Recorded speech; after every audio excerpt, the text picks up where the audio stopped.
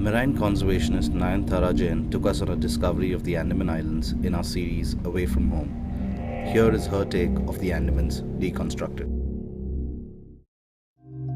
They're much closer to Burma, Thailand and Indonesia than they are to peninsular India. And so that reflects in everything from the color of the ocean, in the vegetation that grows there, the kind of trees, the kind of birds that you find. So yeah, in general it looks a lot more like the Southeast Asian part of the world than like the mainland traditional India.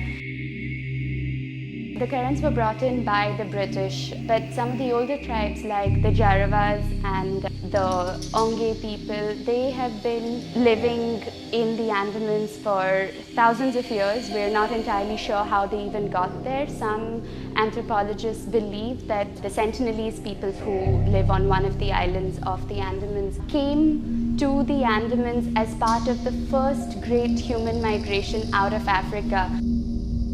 Between the months of December, Jan, Feb, March and April. April of course does get quite hot, but the water is beautiful at that time. It's crystal clear, it's like a lake, barely any waves. You almost don't even need to dive to see what's going on under the ocean. You can dive, you can snorkel, you can go kayaking. There's some gorgeous walks and treks that people run and take you bird watching and chasing lizards and all sorts of things. If you like to stay a little bit off the beaten track though, I would suggest going to the Little Andamans, where you can also do a lot of these things, but also maybe surf a little and really be away from the rest of the tourist crowd.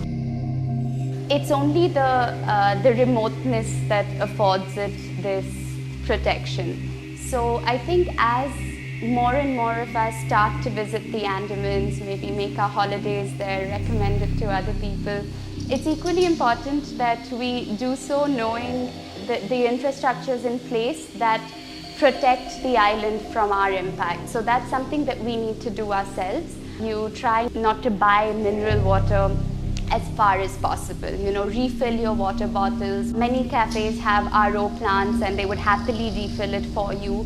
When you buy snacks and things, try to buy locally made stuff from small local shops. Obviously, it goes without saying, be careful not to litter. Pick up stuff that you see on the beach so it doesn't wash into the ocean.